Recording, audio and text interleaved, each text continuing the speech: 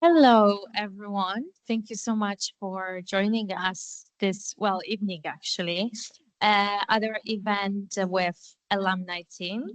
And with our brilliant speaker, Farrah Storr MBE, who's just right next to me. Before I introduce our speaker in more detail, I would like to briefly talk to you about today's event.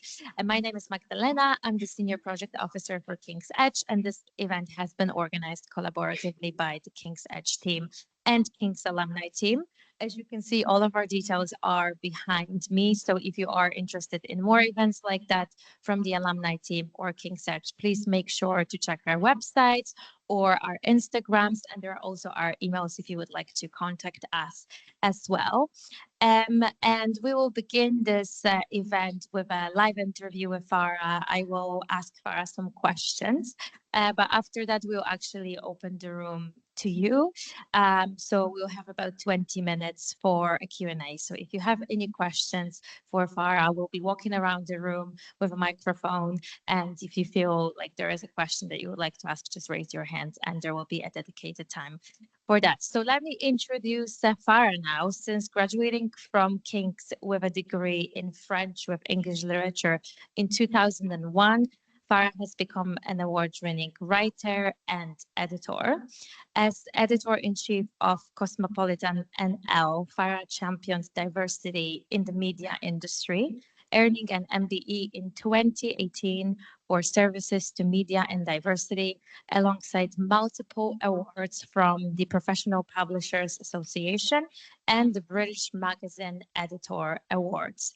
That same year, Farah wrote a book, The Discomfort Zone: How to Get What You Want by Living Fearlessly, drawing on personal experiences and guiding readers to embrace discomfort in pursuit of their goals.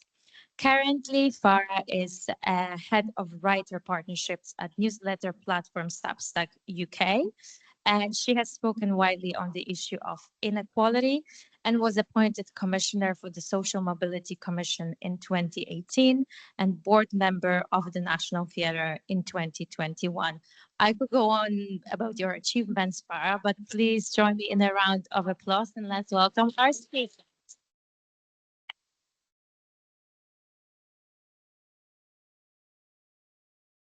So since we are at King's, welcome back. First of all, we just had a little chat that Farah likes to be back at King's. So tell us a little bit about your time at King's then. Why did you choose to study here? And why did you choose your course, English with French? So I shouldn't really say this at a King's event, but actually it was because I got rejected by Oxford, actually. So I That's not just you, probably. so all I really wanted was to go to Oxford. And I went and I had a very bad experience and I didn't get in and I was distraught, absolutely distraught. And after that, I had to start thinking about, okay, I had to pull myself together and go, look, where is the next best place that you could possibly go to? And it coincided with a time in my life where I'd always wanted to be a writer sort of secretly, but I didn't quite know how you became a writer. It's definitely not something that my parents wanted me to do. It wasn't something the career counsellor told you how to get into. But I was very lucky that at that point in my life, so I was just about to turn 18, my sister, who had been a very unhappy lawyer, had won a competition in a magazine. And I think you won 2 weeks work experience. And basically, she did the work experience and then she came back home and she basically said to me, Farah, there are jobs as writers on these magazines. But the thing is, you need to live in London in order to sort of make your way into that network. And so at that point, I was like, well, I think I want to become a journalist. I think I want to become a writer. King's was one of the best universities in the world. It just wasn't Oxbridge, but it was one of the best. I loved the fact that it was on, I was going to say the Seine. Sorry, I was in France this week. I loved the fact it's on the river. I loved the campus and I loved the course. I didn't want to do just English, actually. I loved French culture. And so when I saw that there was a course which was French with English, all of those things combined made me think, actually, I think that I could be really happy here. And I also think it could be a really useful place and it could open my eyes in perhaps a way that Oxford wouldn't. And I have to say, I stand by that now. I always say to my mum, I'd be a totally different person, I think, if they'd have let me into Oxford. And King's, as it happens, changed, which I'll talk to you about, changed sort of everything for me. That's a great ad for Kings. Thanks a lot. So do you have any favorite memories while you were at Kings, or any lessons that you learned during your time here? I mean, so many. I suppose look, the memories, that there were many. I mean, I don't know if you still have it, but there was a disco called Tutus. Is that still around? Is it long gone? No, I can It's long see people gone. shaking their heads. Oh, that's very sad. Okay, there used to be an amazing bar. Is that gone? The waterfront bar? It's gone. Okay. Well, Tutus is still there. Oh. Oh, so it's probably changed location then. They changed the location. Well, not to make you feel bad, but it used to be on the water. So so I had many amazing nights there. And interestingly, I did actually go on to do work experience at lots of magazines. And lots of the journalists from the magazines ended up coming to Tutus like every Friday, because it was like the place to be. So that was probably my one of my favorite memories. But I think the most important memories from me at King's were when I came here. You have to remember, so I am from Salford in Manchester, and you sort of didn't meet people who were like super partial, had been to boarding school. I never met anybody like that. And so when I came to King's, it was really interesting, because there were lots of people like me who were just, you know, normal, solid, middle class, went to a comp. But then I remember in our French group, there was a prince, and there were actually quite a few of them. And they all spoke fluent French. And then there'd be people who spoke fluent French because their families had houses in France and they went every summer. So it was this amazing sort of awakening for me of all these different people together. And I had to sort of figure out how to connect with them, even though we came from quite different worlds. And I think, but correct me if I'm wrong, that's pretty unique. I think London University, that does happen. There's a large international community. But King's at that time, because I had friends who were at LSE, it was not the same as at King's. So it was a really amazing training for me of basically human connection and navigating it. And look, you know, the what other memories do I have? I went to, I think you've sold it now. We had my first ever student accommodation was in, you had these really wonderful halls in Hampstead. So I got to live in Hampstead Village, which was incredible. So it gave me all these experiences that, I mean, I could never afford to live in Hampstead, not now. So sort of, I sort of, King's afforded me all of these things. And I got to see the very best of London, you know, this campus in central London on the river, living in Hampstead, meeting all these people. So I think I sort of grew up overnight, and certainly in that first year, I sort of went from being a teenager with not a lot of clue about anything really apart from studies to being a grown-up pretty quickly. That's amazing, living in Hampstead in particular, or studying with friends, really. So I'm sure there are people in the room who are either students or recent graduates, and they probably have this fear or a little bit of anxiety. What happens after, when you leave these walls of King's, and what is life like after you finish university? So could you tell us a little bit more what happened after you left King's, and how did you feel after graduating? Where did you go afterwards? What was your sort of journey after that? Well, so because I did a French degree, I was really lucky in that the year out, the year abroad, I got to live in Paris. And that also was another completely, again, King's got me that, to live in Paris for a year. Never have happened in my life. And that was a very special moment in my life. But the sad thing is I wanted to be a journalist, but I was like, I'm never going to be able to be a journalist in Paris. I don't know how I'm ever going to get to work in Paris. So, and I'll come back onto that in a minute because it sort of comes full circle. So the year after I graduated, it was really difficult. I remember somebody saying to me, it's going to be the most difficult year of your life. Like, it's going to be really hard, and you're going to face loads of rejection, and you're going to feel really unloved, and you're going to go from being sort of feeling like this really smart kid who has all these answers to feeling like you have no answers and you have nothing to offer the world. And that sort of felt about right. I don't want to scare you, but it was really good preparation when somebody told me that. They're like, it's going to be really hard because you're let out of your shell. And I have to say, by the way, King's were pretty good at that. They didn't cosset us and go, hey, the world's your oyster. They're really good about, this is what you need to do. You know, they're really, really sensible, which is very sensible. I know people who went to universities who basically told them they could have the world and they came out and couldn't get jobs, and, you know, they were very angry. So what I did was, actually, when I was studying at King's, all through King's, I had a job because I needed it to earn money. It's pretty expensive being in London.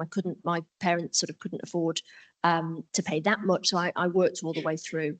And in my last year, I got a job. So I studied in the day, and then at night, I worked in a members bar called Soho House. Now, Soho House now is a huge global empire, but then it was just this tiny, tiny bar on Greek Street. And I used to work there I'd finished my studies here at King's, and I go and work there until like 1, 2 in the morning. And then I come back and do my studies. And so when I graduated, I did that full time. You know, I needed to earn some money. I wanted to go traveling. I couldn't afford to do it. So Soho House were brilliant. They're like, just come and stay and just come and work for us. So for the first year, after graduating, I worked at Soho House doing the evening shifts. And then in the day, I did work experience at magazines. So it was really hard because I was working round the clock. But I was also making a lot of connections in that first year. Now, none of them mounted up to a job in the first year. And that felt very hard.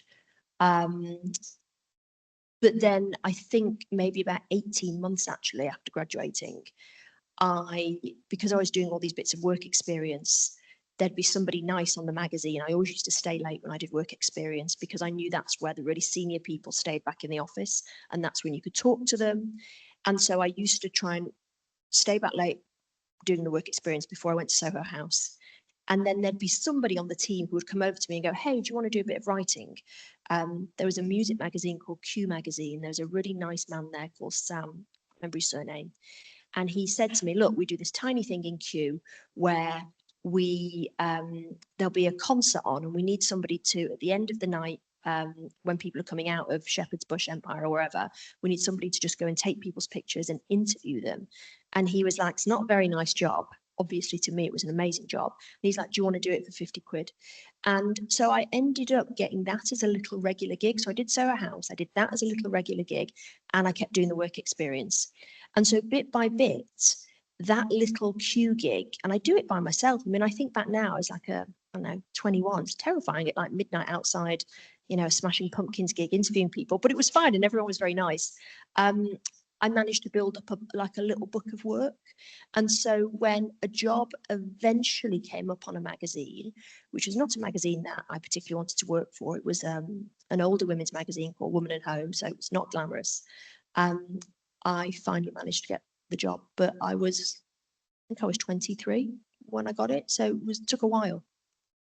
Fascinating history, by the way. And there's also Soho House is now just around the corner from here, actually. Yeah. Do you know what the irony is they said to me when I was like, I want to be a journalist, Nick Jones, who owns it, went, why don't you just stay here and you could have a really good career here? And I was like, oh my God, I don't want to stay at Soho House. But can you imagine? Like, can you imagine? But I just didn't have the vision to see what Soho House could become. And I would have had to gone through all the steps of being a manager and working through the night, and I was just like, it's not for me. But ironically, and that's why these sort of part-time jobs, they can also turn into something amazing. Yeah, absolutely. I would have been okay if I'd have stayed at Soho House, I think. But you're okay still. But I'm still okay. Yeah. So no complaints. But you mentioned your desire to go to Paris, and that happened eventually. So how come that came about, and how do you think French degree helped with that here at King's? Well, I think I only believe in sort of manifesting in so much as if you know what you want, you then sort of subconsciously, or not subconsciously, maybe sometimes very consciously, figure out if you have sort of a light at the end of the tunnel and you know that's where you want to get to, and you don't change that course of direction, then you engineer your life to sort of fix that thing, which is why I always say to people, don't keep changing your goals, try and focus on one thing. So with Paris, Obviously, I was never going to get to live in Paris, or I thought I was never going to get to live there again because I didn't speak fluent French. My degree was very much on the literature side of things. But you know, when I was editing Elle magazine, I was there sort of every couple of months because of all the fashion shows. And now my job at Substack, I'm head of UK, but also Europe, and so we're looking at France at the moment. So I spend an awful lot of time in Paris now. So it's funny how it sort of comes around. It looks differently to how I would have thought, but all the jobs I've had, and Cosmo as well, took me to Paris all the time, which in some ways is possibly better than living there, I think. Yeah, definitely, probably. You get the best of both worlds, Right. really. And later in your career, as I have mentioned before, you received an MBE for services to media and diversity for your work while you were editor-in-chief of Cosmopolitan and Elle. So could you share with us more details about the work you did while in the role helped you to make the impact that you did? I mean, the MBE is very nice. And actually, I think, I mean, you never know why you get these things, to be completely honest with you. And I think there are a load of people who probably deserve it a lot more than me. But I think that award came about because of two things. The first was actually the work, which maybe we'll talk about later, that I did on the Social Mobility Commission. So that was a big part, I think, of that award. But in terms of impact, you see, I never thought I did make a lot of impact, really. All I did was, and I think this is important as an editor and a journalist, is I always used to look at the stories which I didn't think were being told in the culture. I always thought those were the better stories. Those were the most interesting things. And so when I finally got into fashion magazines, one of the things that I found astonishing, really, was the fact that nothing had changed from my day. So obviously I grew up in sort of size zero, you know, Kate Moss, Wayfish. I had a very bad eating disorder for a very long time, and still in many ways are, you know, a lot of women of that generation have very complicated feelings around food and body. And so it's not to blame magazines, but the culture definitely had a big impact on me in the 90s. And so when I got into magazines, I made the decision that actually I didn't want young women. I wanted young women to see a variety of body shapes. I didn't want to force anything on them. I wanted them to be able to see a variety shape of women. The difficulty, of course, is when you get into fashion, you realize it's not as easy as going, I want a bigger model, because the agencies just don't have them. And then the catwalk, the clothes on the catwalk are tiny. So it was very frustrating. It was really frustrating. And often what we did on Cosmo, we could do this on Cosmo because we weren't a high fashion magazine. It was much more difficult on Elle. But on Cosmo, we were able to take big risks with models we used, which was to say, we used a lot of models who were just people's friends or were, you know, amazing looking women, but they weren't actually models. We used a lot of real women. And then we sort of famously, we did an issue towards the end of my time at Cosmo, where we put quite a, you know, a proper plus size model on the cover. She was called Tess Holiday. I think she was like a, I don't know, size 24, 26. And we made the decision that we wanted to put Tess on the cover, not just because of her size was one part of it, but actually the main reason we wanted her was because she had this incredible story, social mobility story. She came from this sort of dirt poor, literally a trailer. I think it's Mississippi she's from, and she ended up being quite a famous plus size model. So we wanted to tell that story.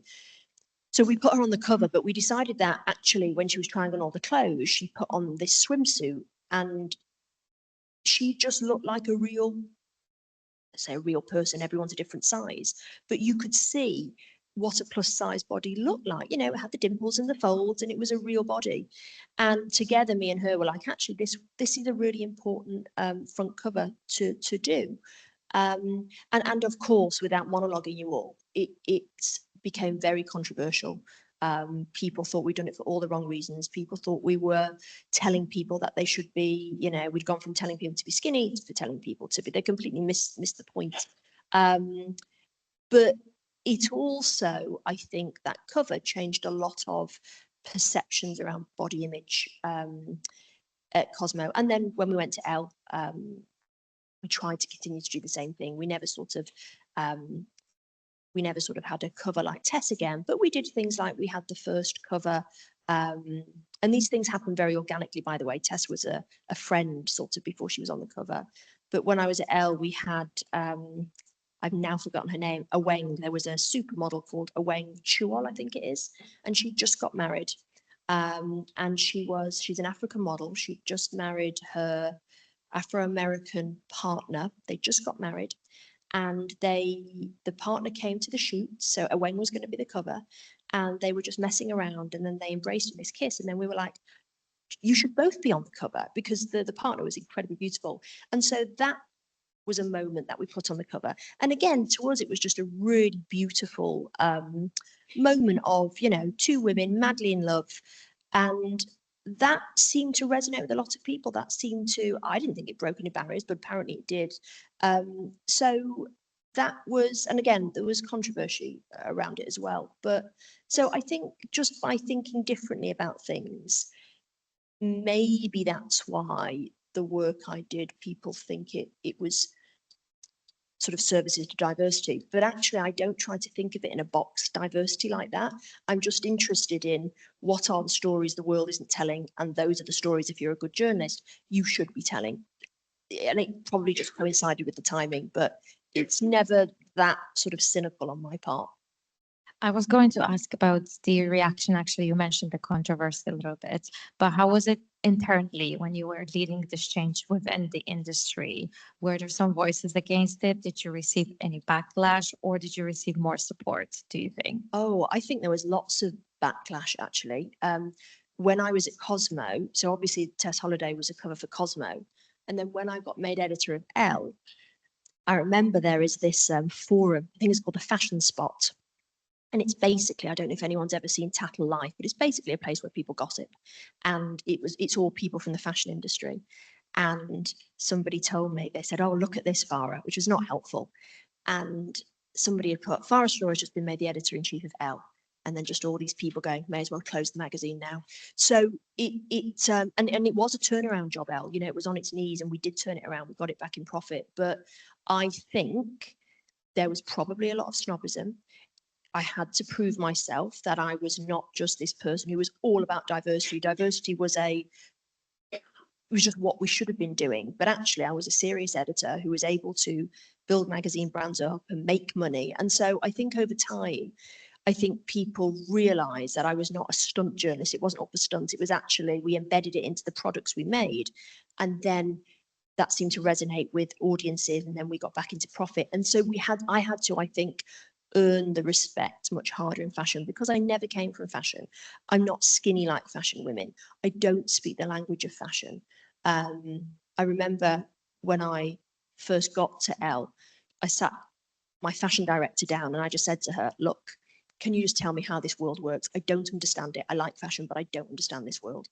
And she said to me, she basically explained how it worked.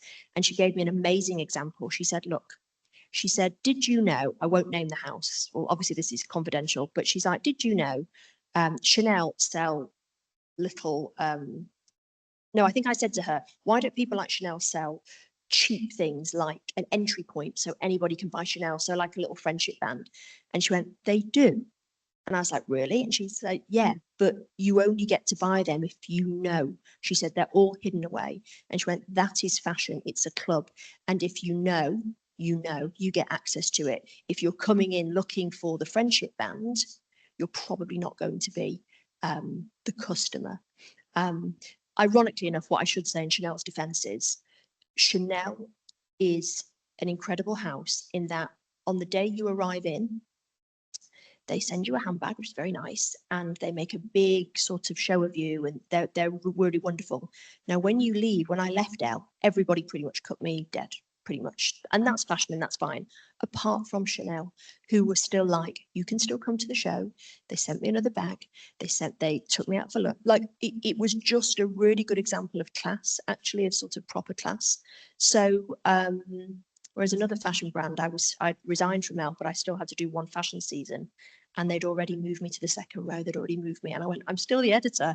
And essentially it was like, move on. And that's fashion. It's quite hard. It's quite a hard world. It's a fabulous world and there are some wonderful people in it, but it's also quite hard to navigate, really. Yeah, not as glamorous as we may think. Well, it is Not glamorous, always. but it's sharp elbowed, you know, because a lot of people want those jobs. So it's not as collegiate. And so I think I did okay because when I entered fashion, I went straight in at the top. So people had to be quite nice to me.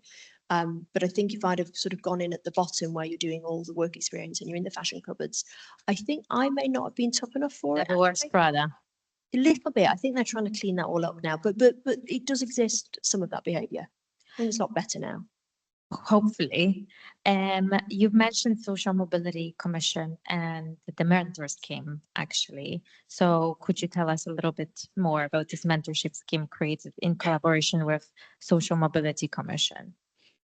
Yes. So when I was leaving Elle, one of the things which I'm sure many of you know, or maybe you don't know, but journalism, and in particular glossy magazines, is probably one of the worst professional areas for.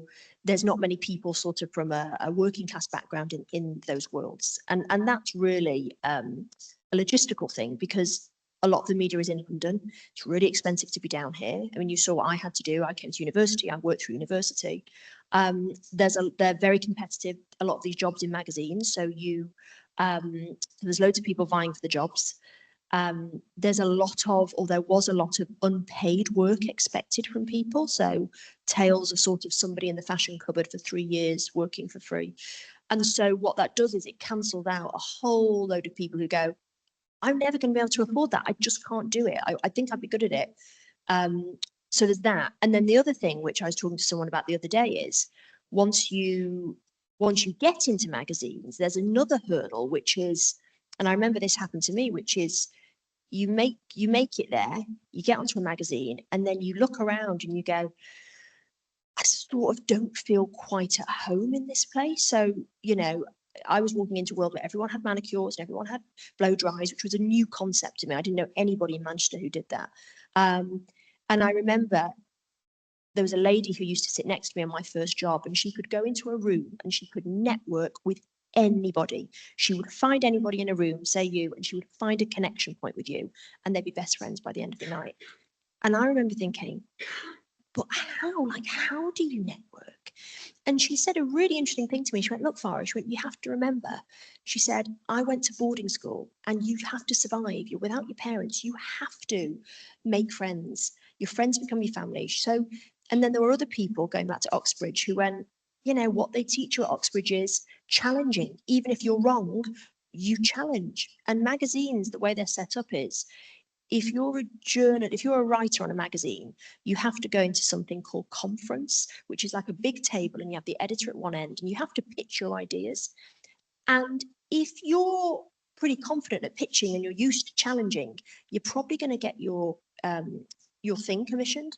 If you're not, which I wasn't, and you're really quiet and you don't say anything, you're not going to get the good stories. So I always used to think, God, when I get to the top, I am coming on to your point, we need to try and think about maybe the way it's set up here it needs to change a bit. So whenever we used to have features meetings, I used to hopefully try and make everyone's voice heard. But I always used to say, if you didn't speak today, do you want to email me your ideas? And then the sort of introverts, you just get the best ideas. But they had to write them. They didn't want to talk about them. So to cut a long story short, when I was leaving Elle, we wanted to do an issue of the magazine where we let the magazine be basically taken over by young men and women from across the country. And what we did was we worked in tandem with the Social Mobility Commission to identify on the sort of map of the UK, I think there were like 14 areas of sort of proper deprivation. So lowest employment, lowest employment, sort of highest sort of percentage of people dropping out of school after 16, etc. And we worked with teachers in those areas to find young people basically who they thought had talent and maybe a spark. And we basically, I think we hired for the month, we paid them all obviously, um, 15, they were mainly young women. No, there was some guys as well. And they came and they took over the issue of Elle. And they basically did everything. And we fixed them with a mentor who maybe had a sort of similar background. And we made this whole issue for them. It's not to say we were telling them they should do this, but it was basically giving them a taste of what this life might be like. This is what it's like. But at the same time, we made sure that they were sort of supported, that the office felt completely supportive of them, and they were paid, which was the crucial thing. So yeah, that was the issue. Thank you for sharing this story. I think it's very uplifting and still maybe quite rare in the industry, although hopefully it's changing. A lot of them, though, a lot of those girls that I'm still in touch with, they all went on and did English at university. There were a couple of them who didn't want to go to university, and then they did go to university as a consequence. So you think you've not made much of an impact, but actually probably did in some way. We talked a lot about your previous roles actually, but let's talk about your current role actually as well. You're now the first person to hold the role of head of writing partnerships at Substack UK and Europe, like you said before. How did it feel to pivot into a new industry, and what lessons? I'm going to be slow with that question so you can have a sip of water. What lessons from your previous roles have proven to be most valuable as you take on this new challenge? So basically my role, my job title doesn't really mean anything, head of writer partnerships. Essentially, I run the business in the UK and Europe. But even that was interesting for me because tech is sort of not about hierarchy. Of course it is, but not in the same way that magazines are. So when I got that title, I was like, but I was an editor. They're like, yeah, you're head of writer partnerships now. But what was happening in magazines for me was I was very worried about its future. You know, magazines are really hard. Every magazine that I edited was a turnaround job. They were always on their knees, and it was like, Farrah, get it back in profit. It was very hard to do that. I had to make every 6 months we had to make writers redundant, which was heartbreaking. My husband's a writer, my sister's a writer, my whole family are pretty much writers, apart from my mum and dad and my dad's regrets, but we all ended up being writers. So it was sort of devastating to me that the thing that I thought was the magic of magazines was not the brand actually, which the corporations believe the brand is the thing. I actually always thought the magic was the writers. A lot of people weren't buying Cosmo because it was Cosmo. There would be writers on there that people just loved and identified with. So I found that really upsetting. And at the same time, magazines were closing. People, were online all the time on their phones. So for me, I'd worked really, really hard to be in this profession that I'd worked really hard for, but I couldn't see a future for it, which I know is very sad. But while I was thinking about, well, what on earth am I going to do? I love magazines. I'm at the top. I heard about Substack, and Substack in America at that point was pretty big, but it hadn't been, nobody really knew about it in the UK at that point. It was a newsletter platform then. It's not really now. It's now a sort of media channel for the individual. That's what it is. But the miraculous thing about Substack was people had told me, Farrah, do you know all the journalists that have been made redundant from all these papers, they're all on Substack and they're all making loads of money and they're able to keep writers in the culture. And so I remember thinking, God, I want to work for that company. Like I want to work for the company that's supporting writers. And I cannot remember how it happened. I think I was moaning to a friend, or not moaning. I was talking to a friend who had left magazines, who used to edit a magazine at the Times. And I was saying to her, I don't know what I'm going to do. I love magazines. I just don't know what I'm going to do. And she had moved. She was working for Snapchat, I think, at that point. And she said to me, I was at a party last night and I met this really nice guy called Hamish Mackenzie. She went, he's a founder of this thing called Substack. And I was like, oh my God, Substack. And she put me in touch with him. And I think it's just was sort of the planets aligning, because he was looking for a journalist who had lots of experience because they were a startup. I was looking to move into a new sort of forward-thinking place, which was tech. And so it was sort of a perfect collision, really. And he just said to me, look, you love writers, we love writers.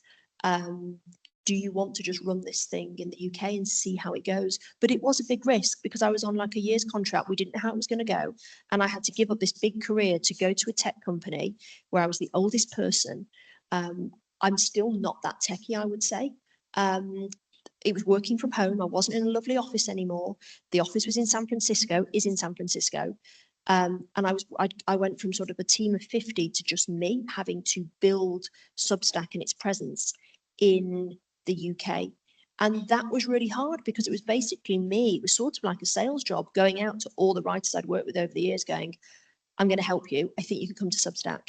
And now it's pretty common now, like pretty much everybody is going to Substack. And the most wonderful thing is all these writers who would almost certainly have left the industry are now doing it for themselves, and they're doing it on Substack. So it's sort of the dream job. It's a job that when I left university, I would never have thought this job existed. It just wouldn't occur to me. It also wouldn't occur to me that I could get a second chance at another career at 42. 46 now, I've been there 4 years. But it's almost better than magazines. And my advice to people would be, when I was struggling to figure out what I wanted to do, somebody said to me, what is it that you value? Like, when you look back on all your jobs, what's the thing that you love? And I said, well, I love writers. I love working with writers. I love helping writers. And I said, and I like small teams, even though I had massive teams most of my career. When I edited Women's Health, that was a team of 3. It was tiny, but it was my happiest time. And I remember this friend of mine went, well, you should probably be in something where there's writers and maybe a startup.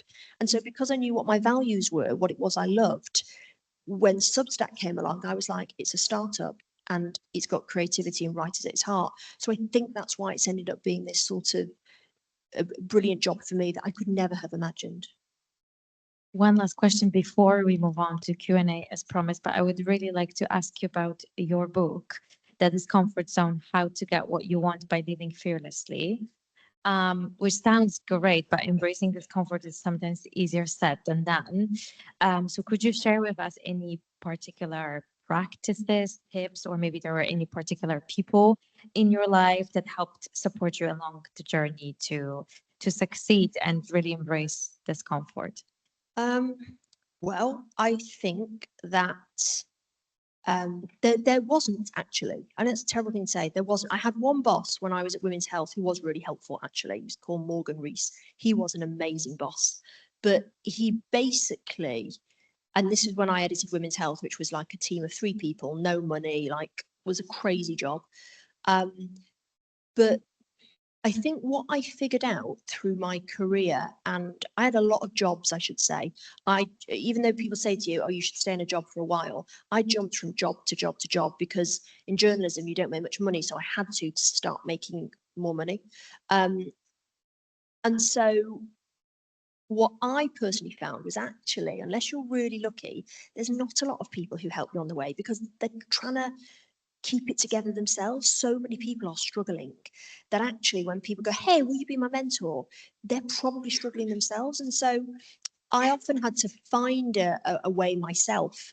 And sometimes I got stuck in cul-de-sacs and I made a terrible mess of certain jobs, But what I did discover was, and this is why I wrote the book, was when I was editing Cosmo, it was a time in culture when the cultural messaging was, self-care at all costs. I believe in self-care, but it was like at all costs. If something makes you feel scared, don't do it, step away.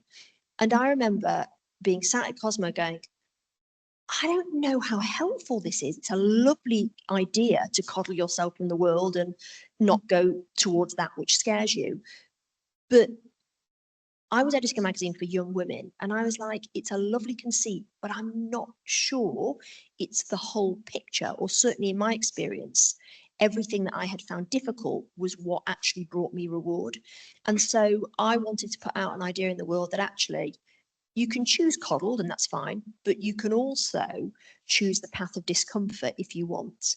And what I discovered about discomfort was there is a big difference between being uncomfortable and being panicked by something. And what I wanted to sort of explain to people was that when you put yourself into an uncomfortable situation, and most people sat here will know what feels about 5 steps out of their reach. Most people know what it is, whether it's public speaking or whether it's going for a job that feels slightly out of your depth. Most people know what that feels like. The problem is most people don't know how to approach that thing because it scares them.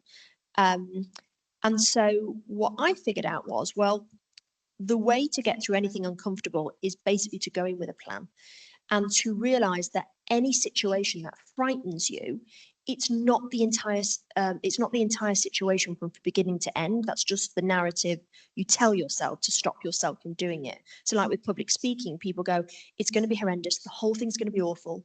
The reality is, in most uncomfortable situations, there's only 1 or 2 things which really, really frighten you. And everything in between that is actually okay. So what you have to do is you have to figure out what's the thing that's frightening you, and then you have to pick it apart and go, okay, what's the thing within this situation that's really frightening me? So if it's public speaking, 9 times out of 10 people go, it's actually the moment when you have to come on stage and everyone's talking and no one's taking any notice. And so you have to figure out a way to get through that. And I remember, because that was me, you know, I used to watch a lot of TED Talks, and you'd notice that actually when a speaker came on stage, they would ask a question to the audience. And what that did immediately was it took the attention away from the speaker and it put it on the audience. People love thinking about themselves. And that was a really good technique that I then used when I did public speaking. And simply going into these sort of scary situations with like a plan of action, it makes you feel in control. And I think when you feel in control, you have the confidence to go in. It's the people that worry me are the ones who almost overestimate their abilities and go flailing into new situations. And then what happens is they make an absolute mess of it and they end up in a complete panic. And then that stops them from ever approaching one of those situations again. So I hope this is making some sort of sense. Everybody, when you put yourself into an uncomfortable situation and you come out of the other side through those tips I've just given you, you start to realize that it's only when you've gone through a period of discomfort that you sort of unlock your potential. It's the only way you figure out sort of what you've got inside you. And so I do it for every single team I work with. I gently push them to the place where they think they can't get to, and we come up with a plan of how they're going to get through it. And if it goes wrong as a boss and they've tried everything, then, and this is a tech thing, you go, well, it didn't work, but let's comb through what didn't work. And that's uncomfortable too, going through the failure. But again, you get a nugget of information that you didn't have before. So yeah, does that answer the question in a very Definitely, yeah. inarticulate way? Thank you so much. I could ask more questions, but I don't want to be too greedy, and I promised students and alumni a Q&A. So I would like to ask now if we have any questions from the audience, and if we do, please raise your hand. I can see there is a question in back row, actually. We have Ben with the microphone. So Ben will just be walking around the room and trying to catch you. So thank you so much for volunteering with the first question. Sorry. Thank you very much, Farrah, to your very insightful story. And my question is to the thing that you said at the end. So the example that you gave when you worked at Cosmos and you didn't necessarily agree with the messaging about the like self-care at all costs. How did you consolidate like that difference between your own personal views and like the messaging that was like there at the time? Well, I think so. That was like the cultural messaging. And by the way, not everybody subscribed to that. There were loads of people in the office who were like, oh yeah, that, you know, self-care definitely important. And that's not that we were anti-self-care. We definitely weren't. But I think what I had to do, particularly with my Cosmo team, was, because they were all quite young, it was about saying to them, look, I think, and Cosmo is a very writer-driven magazine. So it's a lot of young writers, and a lot of the writers are very scared about writing about important things. Like there was a young writer who desperately, she won't mind me saying this because she wrote the piece in the end, she wanted to write about her abortion, but she was so scared. She was so scared. And she was like, actually, the safest thing is for me to not write about this. And I was like, but do you want to? And she went, I do, but. And so as a manager, my job was very much, and it's hard, it's a really hard balance to try and tease out of those people to figure out what is it they were really scared of As it turns out, what she was scared of was reprisal, actually was from the public. It actually wasn't writing about the experience. She felt very strongly that she wanted to write about it so other women could benefit. The thing that scared her was if the public wrote back and went, I can't believe you, blah, blah, blah. So we worked together really hand in hand. It wasn't a case of me going, hey, you should just all be tough and do these things. I had to literally, with every single person, figure out what was the thing that they were frightened of. And then we worked on a plan together. And we did it step by step. And as a manager, I was always there to go, I've got your back. If anything goes wrong, I've got your back. The interesting thing, Cosmo was a really magical place because all of those writers were pushed to write the stories they wanted to, but were quite scared to. They all went on and won awards. I mean, that magazine in that period, that 3 year, it was award after award after award because they were all writing very vulnerable things. And that's quite a hard thing to do. That's not, that's really putting yourself out there. My feeling is, and this is why I always used to do in interviews, really try and examine the writer in front of me. I found on Cosmo, when you are vulnerable in your writing, that's when you connect with your audience, when you put something out in the world, which feels raw. And every time I write something, I feel like I want to vomit. I'm like, oh my God. But those are usually the pieces that connect with people. But that's it's a very hard thing to do. So again, I just rambled with your thing, but it was hard, you know. And those people that were like, I'm too frightened, I don't want to do this, that's totally fine as well. Do we have more questions in the room? I can see one on the right hand side here, Ben. You're gonna have a lot of steps in today, Ben. Where was it? Thank you so much for talking to us. I was just wondering, you talked a little bit about how important it is like to have a network and how in London there's like a lot of good companies and yeah, you got into the network here. And since a lot of us are now finishing university, I was wondering if you have any advice on picking between stability and network versus like expanding your horizons and taking risks and meeting new people. Thank you. Well, I think if you expand your horizons and take risks, you'll be making networks at the same time, I would have thought. I think whatever you do when you leave university, you should always be making connections with people but there's different ways of making connections. In my experience, when you're going out into the world, what people think networking is wrong. People think networking is going out and going, hey, can I email you? Can I give you? That's what they think it is, and following up via Instagram or DMs and going, will you be my mentor? But actually, what I've always found with networking is, and this is what I wish somebody had told me, is, okay, you're young, you're going out into the world. The reality is, whether you want to hear this or not, but the reality is you don't have that much to offer at the minute because you're like a blank canvas. But you probably do have skills actually that somebody like me would need. So you're probably way more tech literate than me, or you're probably, I don't know, say I was still editing Cosmo, you would have a network of young women that I wouldn't have. And so I always think that networking really in the beginning is sort of you working out how you can help somebody before you start asking for their help. And actually, I still think that's the case with networking today. I always give people, I never ask anyone for any help ever, but I give everybody I meet that I like, I give them lots of love and I help them with connections. And then automatically the love comes back to you. So I think networking is way more nuanced than the books and people tell you. It's not about swapping business cards. It's about finding like-minded people, figuring out how you can help them before you ask for a single bit of help. And then they're going to keep you in mind. A very good example, just to give you a concrete example, my husband is an author and he gets lots of emails on LinkedIn going, will you be my mentor? But that's it, like nothing else. So you can feel it feels like it's a round robin. And he got a message from a young man saying, I've read all your books, I love them. And he did a little bit about what he loved. And then he said, look, completely candidly, I want to be a historical researcher. That's what I really want. I know there's a lot of research that goes into your books. If you ever want me to just help you, I'll do it free of charge. And my husband, of course, is like, first of all, I want to give this guy a chance. Secondly, I'm going to pay him, obviously. And so my husband hired him because he'd gone in with, what can I do for you? And then what you have to hope is the person on the other end, that my husband or whoever it is, goes, this is a brilliant person.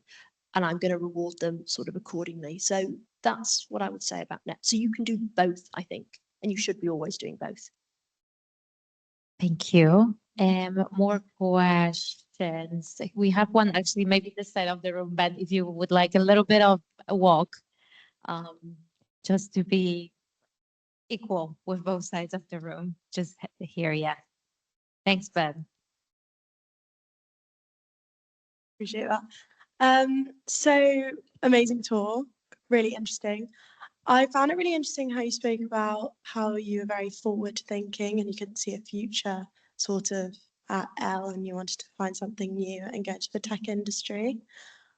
I was sort of wondering how, you probably get this a lot to be fair, but I was just sort of wondering how you're navigating AI and technology developing in the writing industry and supporting your writers kind of in that evolving kind of environment. Yeah, it's a really good question. I can't predict the future either, by the way.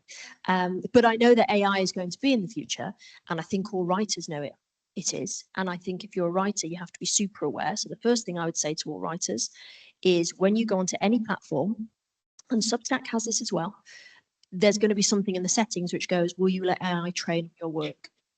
I personally click that off. I don't want AI really sort of training on my ideas and my work. That's a personal thing. However, I always used to be quite anti-AI.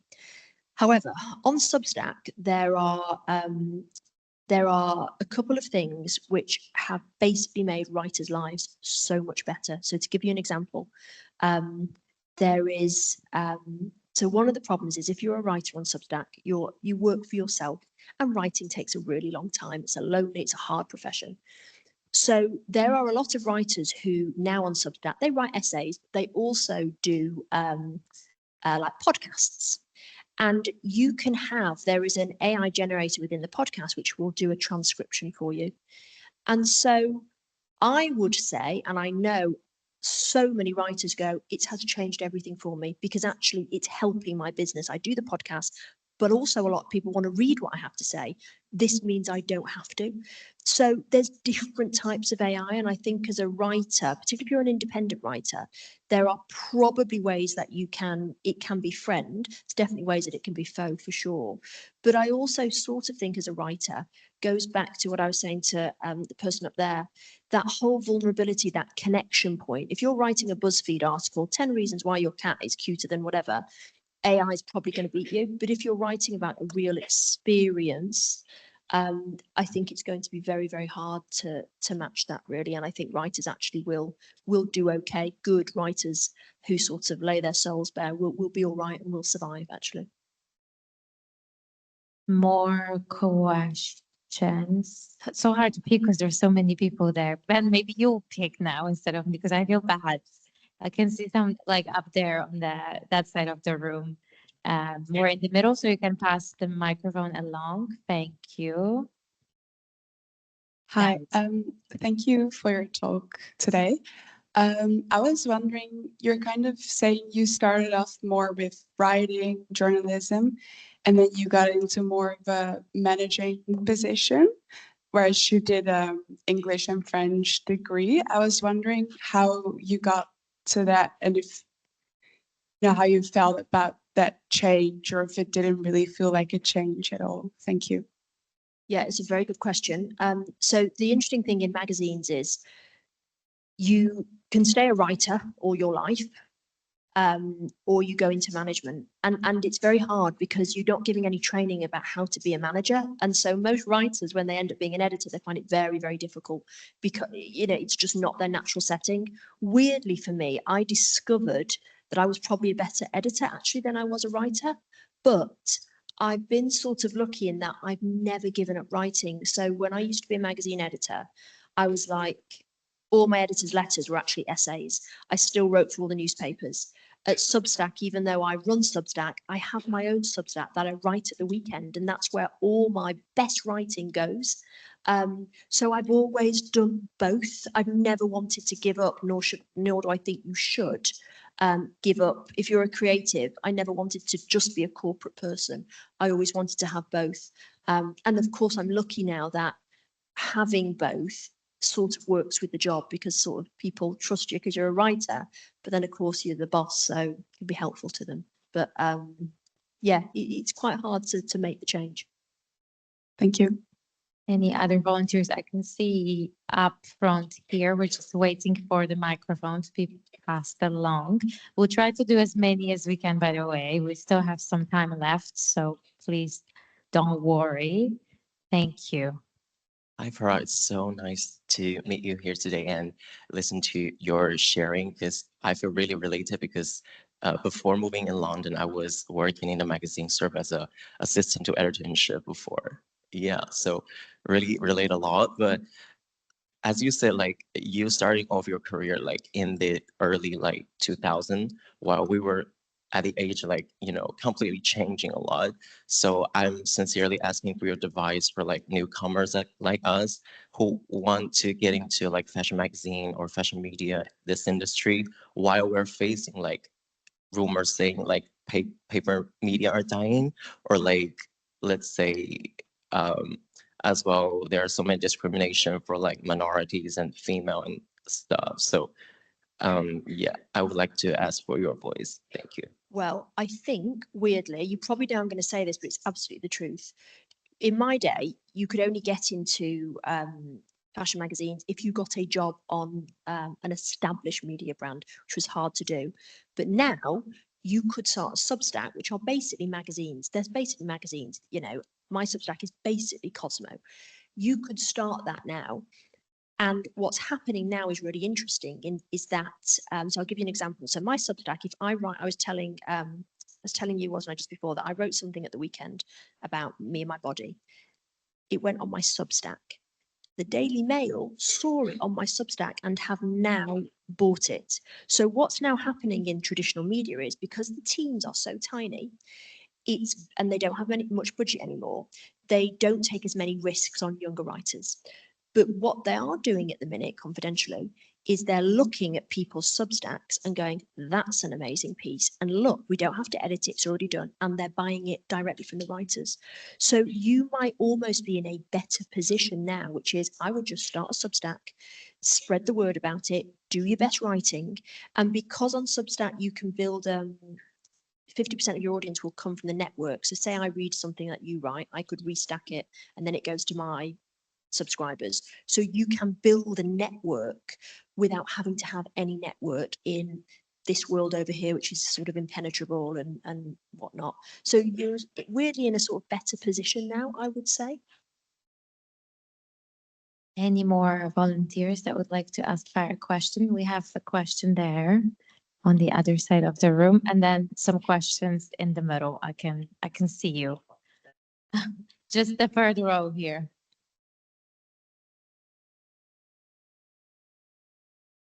Hi, thanks for your insightful talk. I wanted to get a bit of advice. I'm a junior doctor, but I've had some time away. This is due to long COVID. I'm going back this August, and actually writing is really important to me, because actually people sharing the stories and writing about the recovery and me learning and researching, obviously very big on research as well, has been what's led to my recovery. I'm undergoing practitioner training as well before I go back, so I can help people with mind-body conditions such as long COVID, chronic fatigue.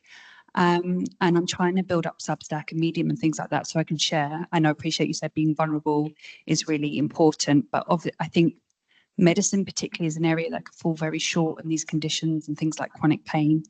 And I want to take the opportunity to try and help communicate ways that people can recover, because I think that's such a good way to help people recover. What would be your advice for sort of leading the change in this way?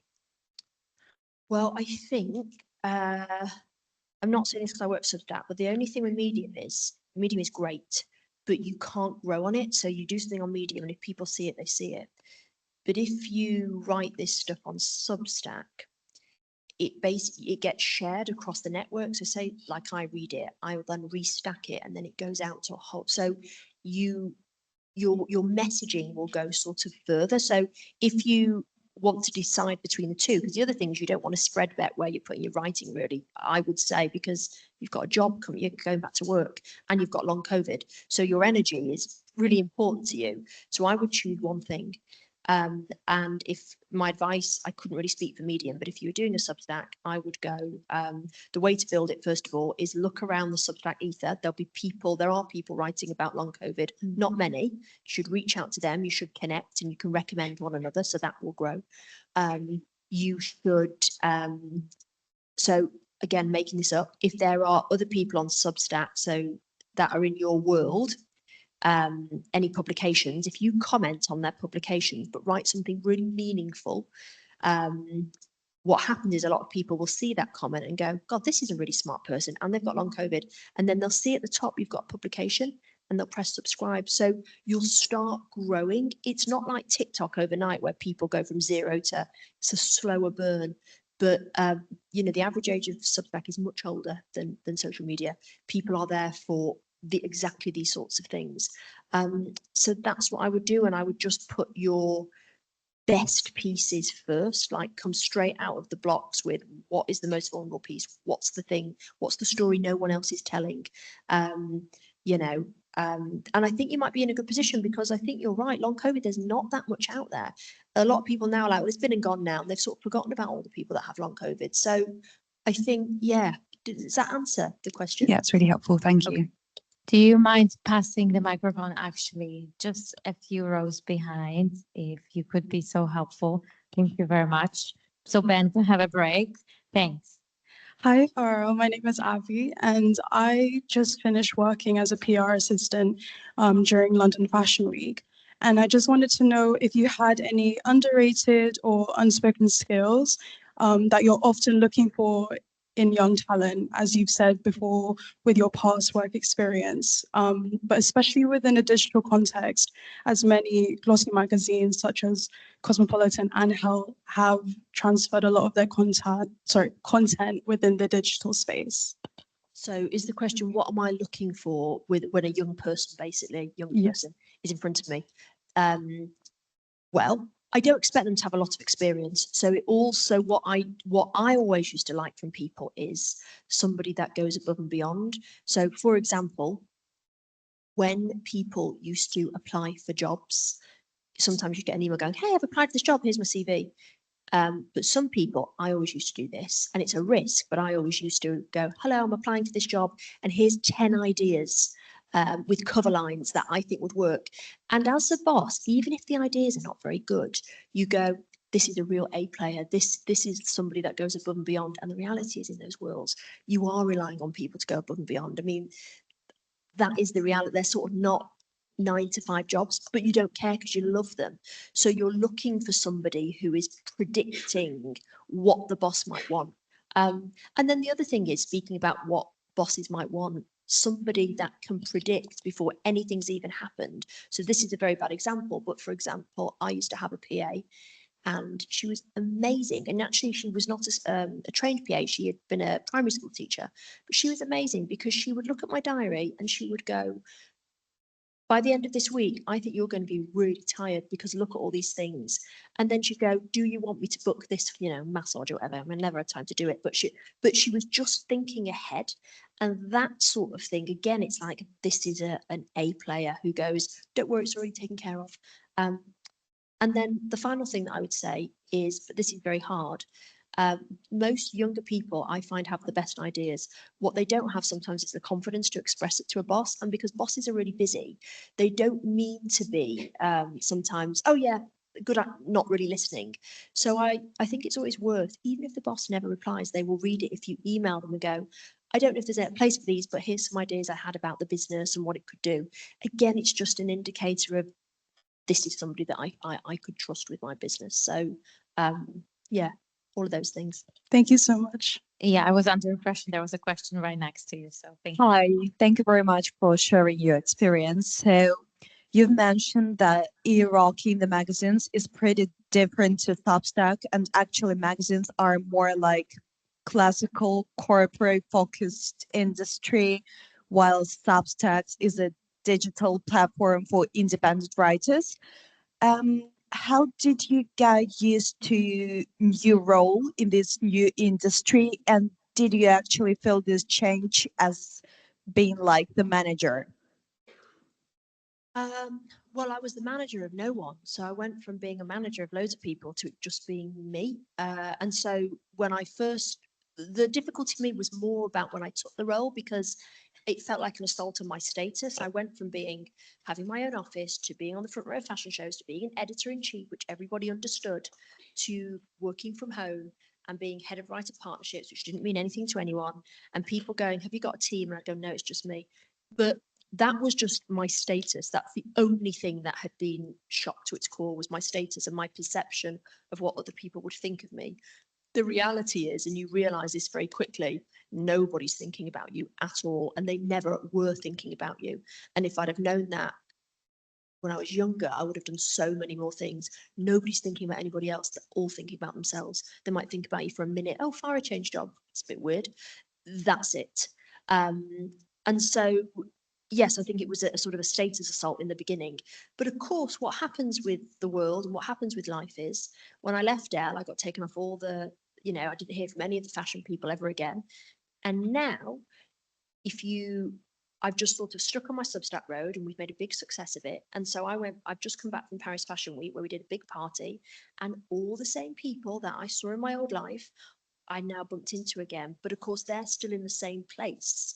Whereas I'm now coming back to the fashion world, but from a totally different world. And I would probably say, as much as I love magazines, probably a more sort of a safer world. And a lot of people are like, oh, how do we get out of magazines? But you've got to take the risk. And what comes with the risk sometimes is losing the status you once had.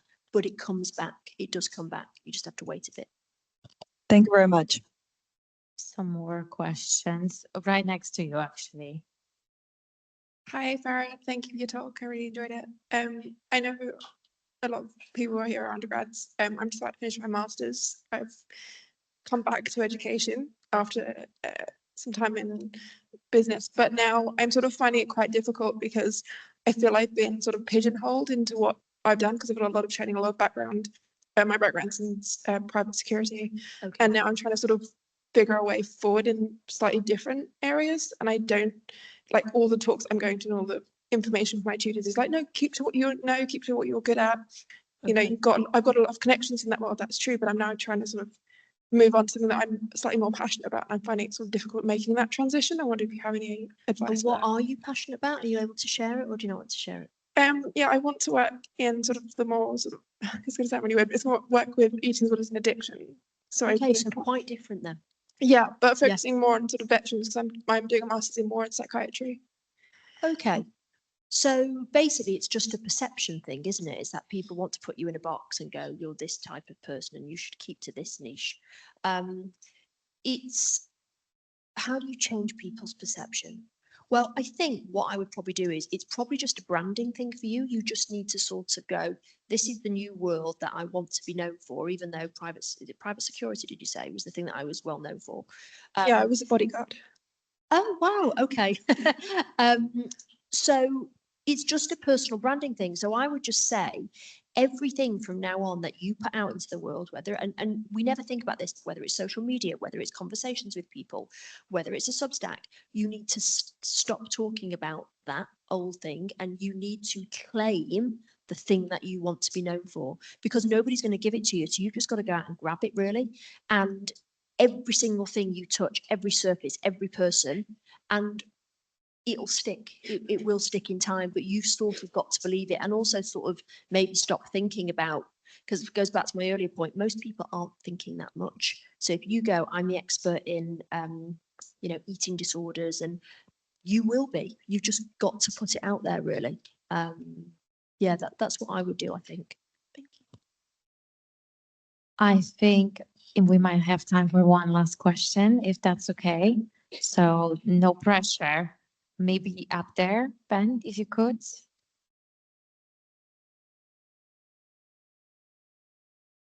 Thank you. Thank you. So this is going to be a bit of a specific question, but probably similar to the previous one, the one before this. But I'm only in my third year of working, and I also made a transition from working in fashion to tech. at a startup. I wanted to ask, how did you close the knowledge gap and also ways of working maybe with other teams? Yeah, there is a big knowledge gap because you come from fashion and journalism, and now I'm dealing with engineers every day, and I don't understand a lot of what they're saying. But what I would say is you have to be confident.